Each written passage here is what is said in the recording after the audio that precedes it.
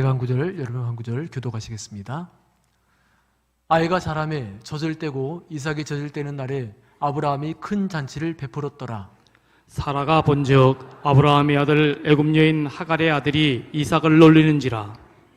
그가 아브라함에게 이르되 이 여종과 그 아들을 내쫓으라.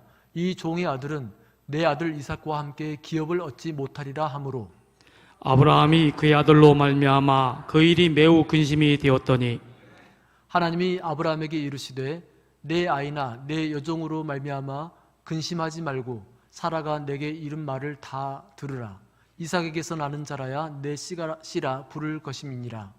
그러나 여종의 아들도 내 씨니 내가 그로 한 민족을 이루게 하리라 하신지라.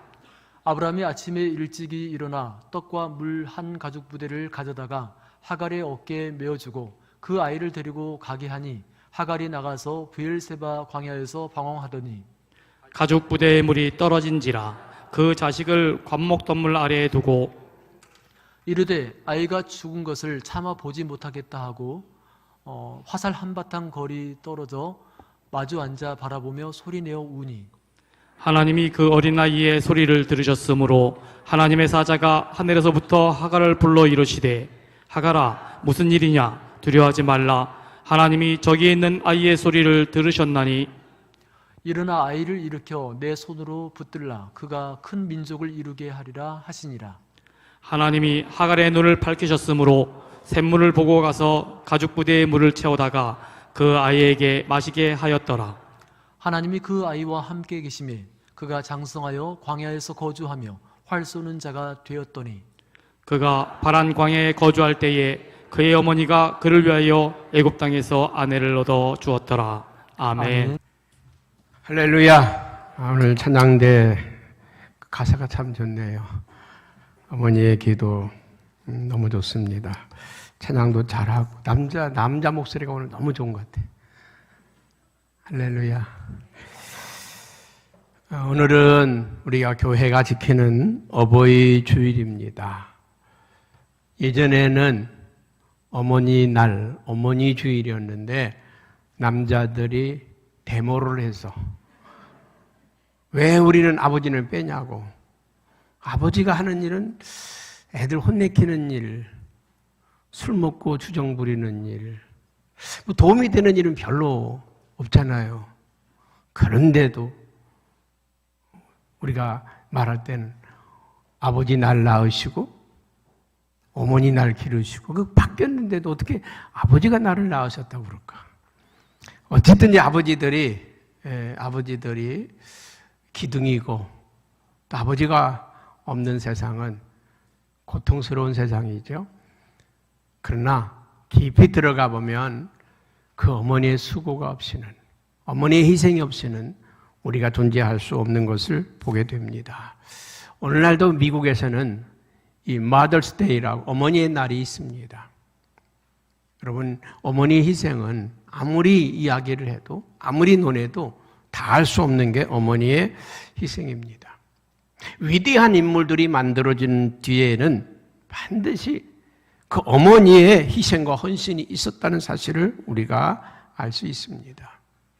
이스라엘을 애굽에서 해방시킨 모세는 그 어려운 가운데도 모세를 살려낸, 키워낸 요게벳이라고 하는 어머니가 있었습니다.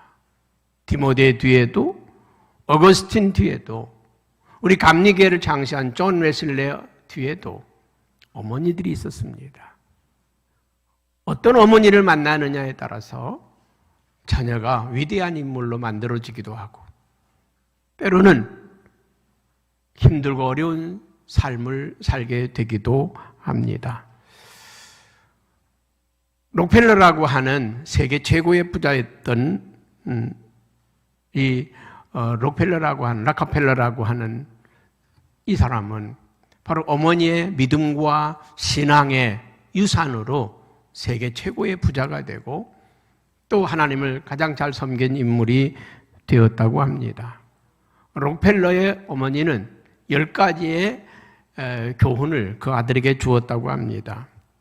그 첫째는 하나님을 너의 친아버지보다 더 공경하고 섬겨라. 하나님을 최고로 섬겨라. 두 번째로는 목사님을 하나님 다음으로 섬겨라. 목사님을 통해서 네가 복을 받는 것이다. 세 번째로는 주일 예배는 반드시 본교회에서 지켜라. 출장을 갔다가도 멀리 갔다가도 비행기를 타고 와서 예배를 드리고 돌아갔다고 합니다. 네 번째로는 예배 시간에 항상 앞자리에 앉아라. 그래서 그 교회 교인들은요, 록펠러의 뒷머리만 보고 얼굴은 본 적이 없답니다. 맨 앞에서 예배 드리고 예배 끝나자마자 벌써 가버렸으니까.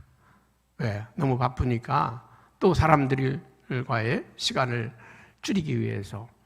그래서 사람들은 록펠러의 뒷머리만 봤지 얼굴은 못 봤다고 합니다. 예배 시간에 항상 앞자리에서 은혜를 받았다고 합니다. 그리고 오른쪽 호주머니는 네 것이 아니다. 오른쪽 호주머니에는 하나님께 드릴 11조를 담는 호주머니다. 항상 오른쪽 호주머니에 하나님께 드릴 예물을 모았다는 거예요. 그 회사의 직원들 가운데도 11조만 계산하는 직원들이 있었다고 합니다. 그 다음에 여섯 번째로는 너는 누구도 원수를 삼지 말라. 원수 맺지 마라. 어떤 사람하고도 원수를 맺지 마라. 일곱 번째로는 아침에 목표를 세우고 그리고 하루를 기도하며 살아라. 아침에 목표를 세우고 그리고 기도로 하루를 보내라. 여덟 번째로는 잠자리에 들기 전에는 반드시 반성을 하고 기도하고 잠자리에 들어라. 아홉 번째는 아침에 눈을 뜨면 가장 먼저 성경을 읽어라. 아침에 눈을 뜨면 가장 먼저 성경을 읽어라. 하나님의 음성을 들을 수 있는 통로이기 때문이다. 열 번째로는 남을 도울 수만 있다면 힘껏 도와라. 남을 도울 수만 있다면 힘껏 도와라. 그래서 그 어머니의 유지대로 그는 사랑과 봉사의 사람으로 살아서 33살에 백만장자가 되었고 10년 뒤에는 세계에서 제일 큰 회사를 만들게 되었고 53살이 될 때에는 세계 최고의 부자가 되었다고 합니다. 55살이 될 때에 그가 불치병을 앓게 되었습니다. 불치병을 앓게 되어서 당신은 이제 1년 이상 살 수 없다고 하는 그런 선언을, 의사로부터 선언을 받게 되었습니다. 하루는 휠체어를 타고서 검사를 받으러 병원에 들어가는데 저쪽 원무실 쪽에서 직원하고 어떤 아주머니하고 서로 옥신각신 하는 소리를 듣게 되었습니다. 그 병원의 직원이 수술비를 내야 이 아이를 수술해 주겠다는 거죠. 돈을 먼저 내라는 겁니다. 그래서 먼저 해달라고, 급하다고, 아이를 먼저 살려달라고. 그 옥신각신하는 소리를 듣고서 록펠러가 그 비서에게 가서 입원비가 얼마인지, 치료비가 얼마인지 알아보고 내주도록 하라고. 그래서 치료비를 대줬습니다. 한참 후에 어린 꼬마 소녀가 뛰어다니는 모습을 보게 되었습니다. 보니까 자기가 치료비를 대어줘서 치료받은 그 소녀였습니다. 그때 그의 일기에 그렇게 기록을 했습니다. 나는 살면서 이렇게 행복한 삶이 있는지 나는 몰랐다. 내가 치료비를 대주고 그 어린아이가 살아나서 뛰어다니는 모습을 보면서 그날처럼 행복한 날이 없었다는 거죠. 이렇게 살면서 행복할 수도 있다는 생각을 내가 하게 되었다. 여러분, 그리고 나서는 이 록펠러의 삶이 달라졌습니다. 그리고 어려운 사람들을 돕고 나누고 베풀기 시작합니다. 1년밖에 살 수 없다고 했던 이 록펠러가 98세라고 하는 최장수, 지금도 98세 살기 어렵잖아요. 여러분 100년 전에 98세를 살았다고 하면 대단하잖아요. 최장수를 하는 삶을 살았습니다. 그는 그의 자서전에 그렇게 고백을 합니다. 나는 55년 동안 쫓기는 인생을 살았고, 그리고 43년은 참 행복한 삶을 살았다. 나누고 베풀고 섬길 때 우리는 행복해지는 것입니다. 모으고 열심히 살 때가 행복한 것 같아 보이지만 그때는 쫓기는 인생이고, 나누고 베푸는 삶 속에서 행복이 있다는 것입니다. 여러분, 오늘 어버이날을 맞이해서 저는 그런 생각을 해봐요.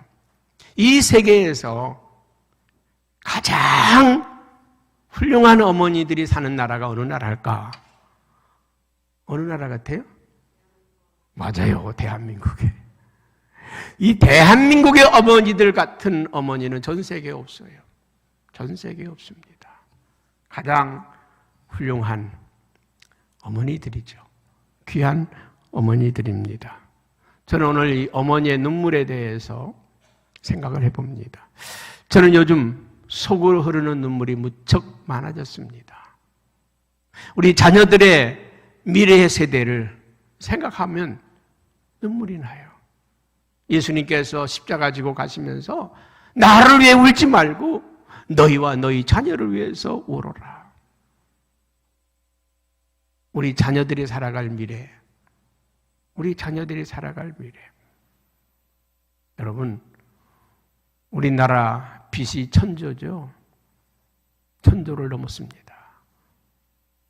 누가 다 갚아야 될까요? 우리 자녀들이 다 갚아야 됩니다. 여러분, 요즘 젊은이들 보면요, 취직도 안 되죠. 좋은 대학을 나오고 실력이 뛰어나고 뭐 특출난데도 갈만한 받아주는 가장 안전한 직장이라고 하는 선생님도 교대생들이 난리 났죠. 왜? 학교가 줄어들고 학생들이 줄어들고 또 뭐 다른 데서 교원을 충당한다고 그러고 뭐 이렇게 하니까 교대를 나와도, 예전엔 교대만 나오면 무조건 선생님으로 잘 갔는데 앞으로는 절반도 못 가는 그런 시대. 우리 자녀들의 미래를 생각하면요, 가슴이 먹먹해지기도 하고, 우리 젊은이들 바라보면 그냥 마음이 아파요.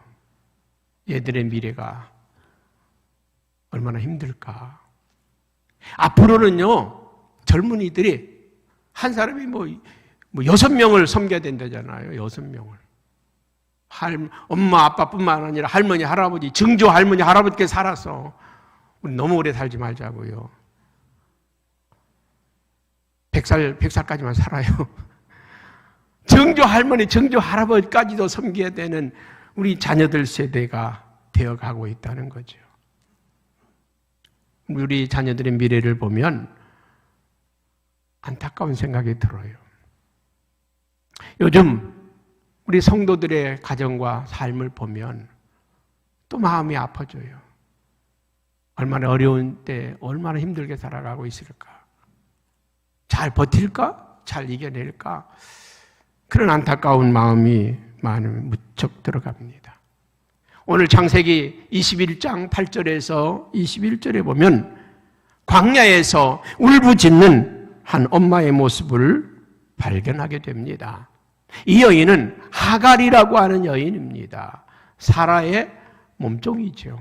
사라의 몸종입니다. 하나님이 아브라함에게 자식을 주겠다고 약속을 했습니다.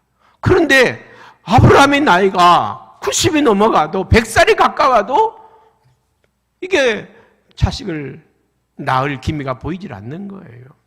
이미 아브라함의 몸이 죽은 것 같고 사라의 몸이 죽은 것 같고 산 사람이나 죽은 사람이나 뭐 다를 바가 없는 많은 장례식을 치르다 보면요, 어떤 분들은 정말 그 기운을 다 써가지고 완전히 그 뼈만 남아있고 살이 다 오그라붙어가지고 미라인지 아니면 돌아가신 분인지 구분이 안 될 만큼 멋지게 사는 분들이 계세요.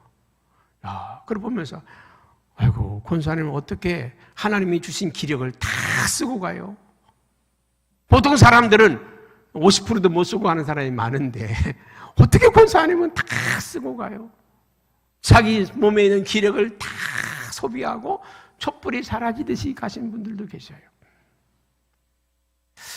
사랑하는 여러분, 아브라함이 그렇게 죽은 사람이나 산 사람이나 다름이 없었다는 거예요. 사례가 그렇다는 거예요. 걱정이 되는 거죠. 하나님은 약속했는데 왜 안 주냐는 거죠. 그래서 사라가 꾀를 냈습니다. 꼭 내가 낳아야만 당신 자식, 내가 낳아야만 우리 자식이냐고. 당신이 씨를 심으면 다 우리 자식이지. 그래서 몸종인 하갈에게 너 주인 어른한테 아이 한번 낳아줘. 그래서 하갈을 아브라함에게 넣어서 아들을 낳았습니다. 그 아들이 누굽니까? 이스마엘입니다. 이스마엘을 낳아서 이제 이 집에 활기가 돌았어요. 좋았어요. 그런데 아브라함이 100세가 됐는데 사라의 나이가 90이 됐는데 떡하니 하나님이 자식을 주었어요. 누구죠? 이삭입니다. 이삭이 낳았어요. 하나님이 진짜 좋네? 100세의 아들을 낳았습니다. 기적 같은 역사가 일어났죠.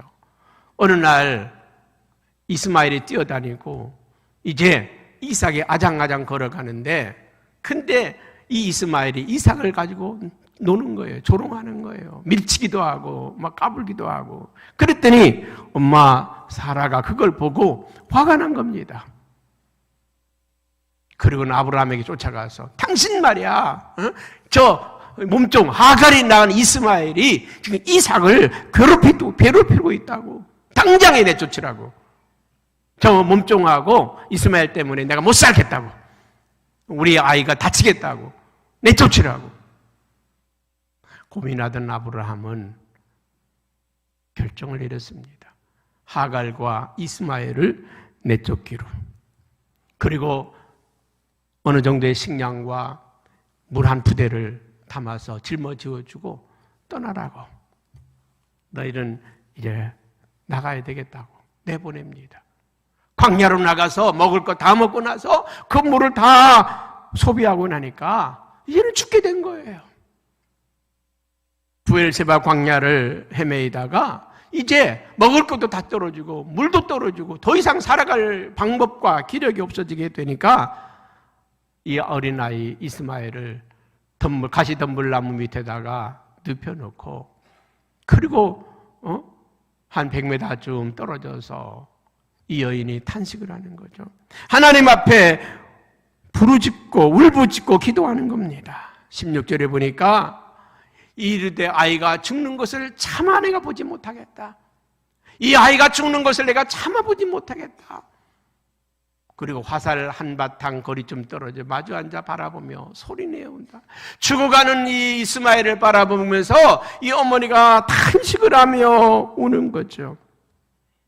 목말라 배고파 죽어가는 이 아이를 바라보면서 죽음에 대한 두려움, 공포가 휩싸이는 그 가운데 하나님 앞에 울부짖고 기도하는 거죠.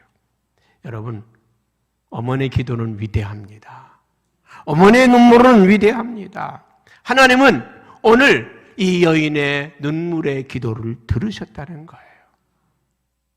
우리가 기도하는 것보다 더 중요한 건 우리의 기도를 하나님이 들으시는 것. 그거 중요해요. 사람들이 말합니다. 내가 기도했는데, 내가 하나님께 기도했는데, 내가 기도하는 건 그게 문제가 되질 않아요. 하나님이 응답하는 게 문제죠. 기도는 다 합니다. 누구나 다 합니다. 응답하는 게 중요합니다. 오늘 이 여인이 얼마나 울부짖었으면 하나님이 그 여인의 기도를 들으셨을까? 기적 같은 역사가 일어납니다. 17절에 보니까 하나님의 사자가 하늘에서 들으셨다는 거예요. 하나님의 사자가 하늘에서부터 하갈을 불렀다는 것입니다. 하갈을 불렀어요. 그 울부짖는 하갈을 보시고 하나님이 그를 불렀습니다. 여러분, 16절에 보면 울고 있는 여인은 하갈입니다. 부르짖는 여인은 하갈입니다. 그런데 17절에서 보면 하나님은 누구의 소리를 들었다고요? 어린아이의 소리를 들었다는 거예요. 여러분, 하갈의 그 울부짖는 기도 소리에 응답하는 게 아니라 이스마엘의 그 신음소리를 들으셨다는 거예요. 하나님께서는 오늘 하갈의 통곡 소리를 듣고 있지만 안타깝게 보시는 건 오늘 죽어가는 이스마엘을 하나님이 보시고 있다는 것입니다. 하나님은 지금 이스마엘을 주목하고 있다는 거죠. 안타까워하는 건 나지만 죽어가는 건 이스마엘이죠. 이스마엘을 주목하고 있다는 것입니다. 오늘 17절에 보니까 하나님이 뭐라고 말씀합니까? 중간에 보면 하갈아, 무슨 일이냐? 두려워하지 말라. 하나님이 저기는 아이의 소리를 들으셨다. 그리고 18절에 이어서 뭐라고 말합니까? 일어나라. 아이를 이렇게 내 손으로 붙들라. 그가 큰 민족을 이루게 하리라. 배고픔 때문에, 갈증 때문에 울부짖고 기도했는데 하나님은 이 아이의 장래 문제까지 열어주셨다는 것입니다. 풀어주셨다는 것입니다. 여러분, 하갈의 눈앞에 있는 이제 샘물을 보게 된 것은 언제 샘물을 보게 되었습니까? 울부짖는 기도 후에. 그럼 유추해서 볼 수 있습니다. 하갈이 지금 우물 앞에서 울부짖고 기도했을까? 저는 그건 아니라고 생각을 해요. 여러 가지로 해석할 수 있는데 하갈이 우물 앞에서 울부짖고 기도한 게 아니라 하나님 앞에 울부짖고 기도했더니 하나님이 그 앞에 우물을 만들어 주셨다. 하나님이 우물을 만들어 주셨다. 나는 그렇게 믿습니다. 눈물의 기도는 열매를 맺습니다. 여러분, 우리 하나님께서 우리에게 기도하라 할 때 어떻게 기도하라고 합니까? 너는 내게 부르짖어 기도하라. 간절히 나를 찾는 자가 나를 만날 것이다. 부르짖고 기도했는가? 이 하갈이 어떻게 기도했을까? 통곡했다고 그랬습니다. 가슴을 치며 땅을 치며 통곡했지 않습니까? 어린아이가 죽어가는 모습을 보면서 얼마나 정말 사무친 기도를 했겠습니까? 가슴을 찢는 기도를 했지 않습니까? 하나님은 그 기도에 반응하셨습니다. 그 기도를 외면하지 않았습니다. 시편 126편 5절 6절에 보면 눈물 흘리며 씨를 뿌리러 가는 자는 기쁨으로 거두리로다. 울며 씨를 뿌리러 나가는 자는 반드시 기쁨으로 그 곡식을 가지고 돌아오리라. 여러분, 농사꾼들이 애쓰고 수고할 때 무엇을 기대합니까? 풍성한 열매를 기대하지 않습니까? 그 풍성한 결실이 무엇입니까? 기쁨의 단입니다. 기쁨의 단을 거두고 돌아오리라. 여러분, 자식을 위해 눈물을 흘리는 눈물보다 고귀한 눈물은 없을 것입니다. 오늘 이 하갈이 그 자식 때문에 통곡하고 울었을 때 하나님은 샘물을 주실 뿐만 아니라 이스마엘의 미래까지 축복하신 모습을 보게 됩니다. 저는 우리 한국 세계 기독교 역사에 그 눈물의 어머니 모니카라고 하는 여인의 이야기를 함께 나누고 싶습니다. 어거스틴이라고 하는 사람은요, 고대의 최고의 신학자이고 철학자이고 또 성자였습니다. 성 어거스틴 성자였습니다. 14살에 낳은 아들 사생합니다. 아버지 없이 낳은 아들이 어거스틴입니다. 어머니 혼자 이 아이를 얼마나 힘들게 키웠겠습니까? 근데 이 아이가 어느새 빗나가기 시작합니다. 사춘기를 맞이하면서 방황하기 시작합니다. 16살이 되었을 때 그는 방황하기 시작합니다. 지멋대로 방탕의 삶을 살기 시작합니다. 18살 되던 해 한 여인과 정을 통해서 아이를 낳습니다. 그 아이를 내버려 두고 그는 또 다른 여인을 취합니다. 이 아이는 또 사생아가 됩니다. 마니교라고 하는 이단에 빠져가지고 온갖 추하고 타락한 생활을 하게 됩니다. 다른 여자와 결혼을 약속을 하고 여자와 사귀는데 법적으로 미성년자라고 법에서 허락을 하지 않았습니다. 그 여인을 버리고 또 다른 여자와 사귀고 살게 됩니다. 31살까지 극도로 방탕한 생활, 타락한 생활, 무절제한 삶을 살아가게 되었습니다. 그의 어머니 모니카가 매일 눈물로 이 아들을 위해서 기도합니다. 하루는 암브로시우스라고 하는 주교를 찾아가서 사정을 합니다.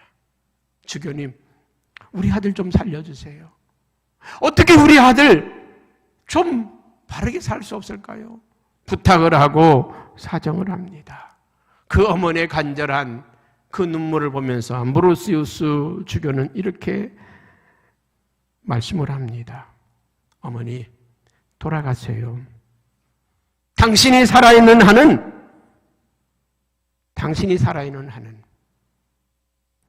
당신의 눈물이 마르지 않는 한은 당신의 자녀가 망하지 않을 것입니다.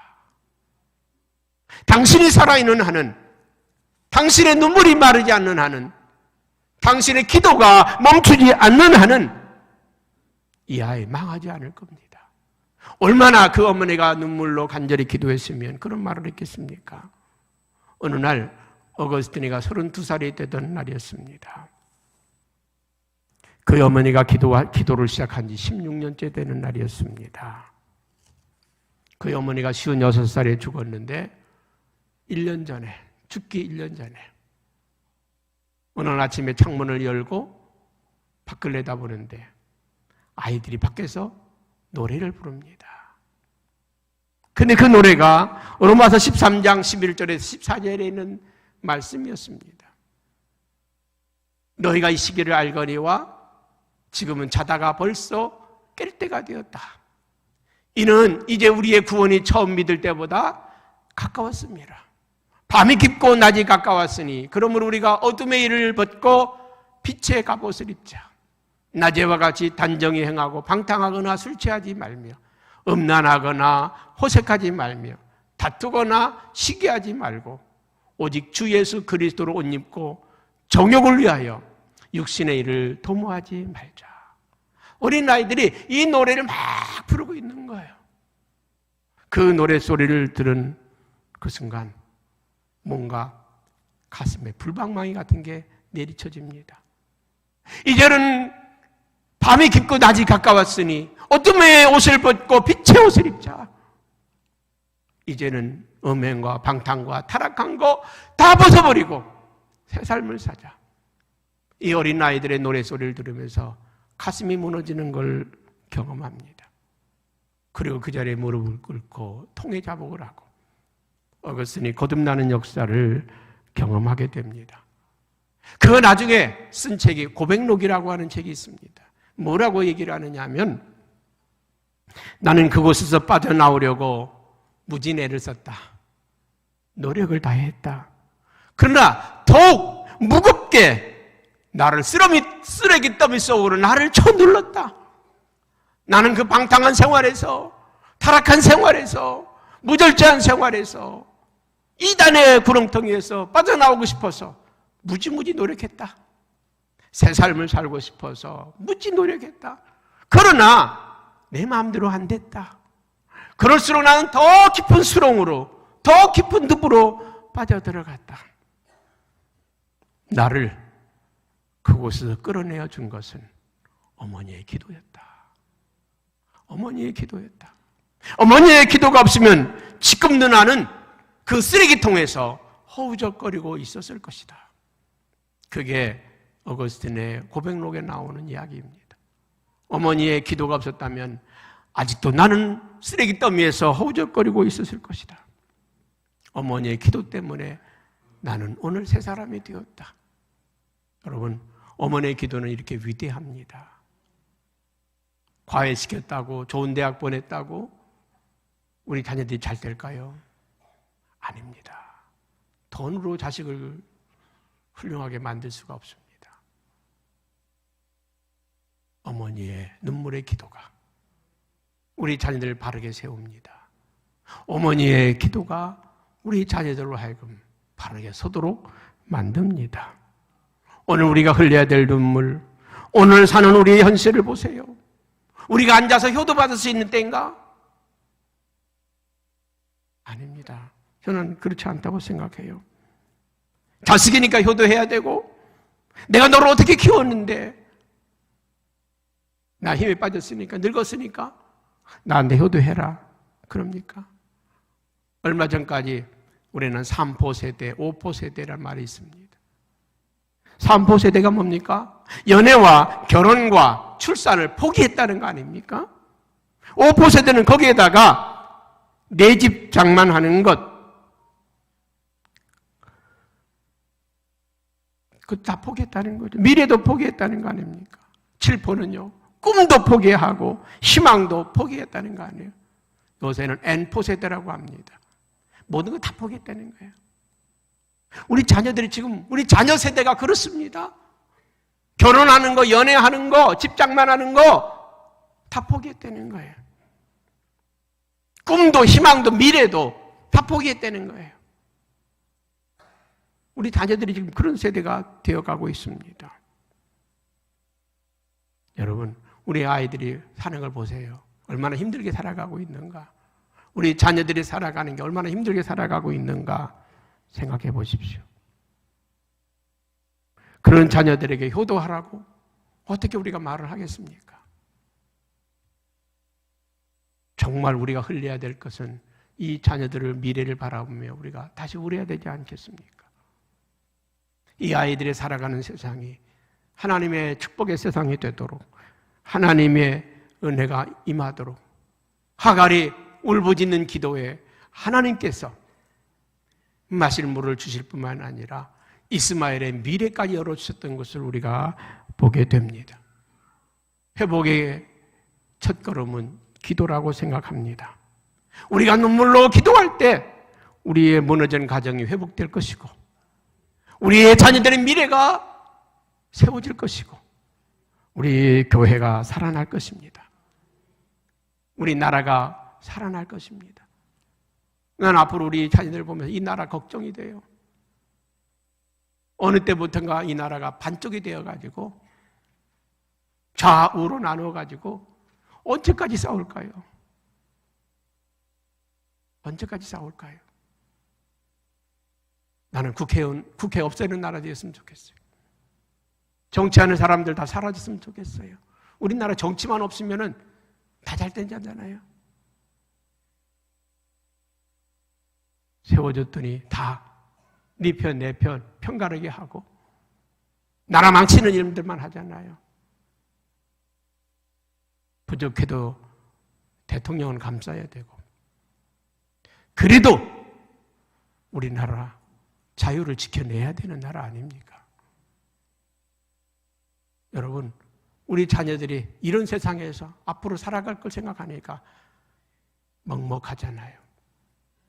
하나님, 우리의 눈물의 기도가 이 나라를 살릴 것이고, 우리의 눈물의 기도가 교회를 살릴 것이고, 그래서 시편 기자가 시편 56편 8절에 그런 고백을 하잖아요. 나의 눈물을 주의 병에 담으소서. 나의 눈물을 주의 병에 담으소서. 여러분, 효도받는 일은 우리의 할 일이 아니라고 생각을 합니다.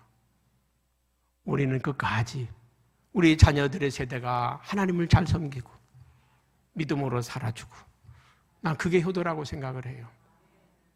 아멘. 우리 아이들에게도 그런 얘기를 해요.